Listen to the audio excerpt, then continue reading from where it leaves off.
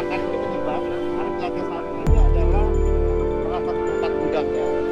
Kemudian karyawan yang pada saat itu sedang istirahat makan, sebagian berada keluar, sebagian lagi itu semuanya naik atau sedang istirahat di lantai 2, 3 sampai lantai 4. Kemudian pada saat terbakar, api semakin membesar, kemudian asap itu sampai naik ke lantai 6.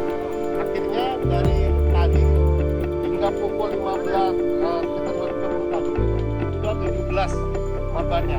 Saat ini penyisiran masih dilakukan, baik itu lantai per lantai. Tim dari pemadam kebakaran masih bekerja. Semoga nanti segera bisa ketahui karyawan di toko ini bukan.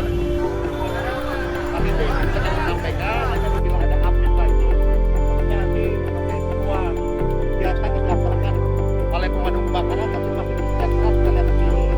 Dan memang asapnya cukup pekat pada lantai 3, 4, dan 5. Dan kami juga sudah menghubungi dari lapor dan korban dan sudah dibawa ke Polri. Namanya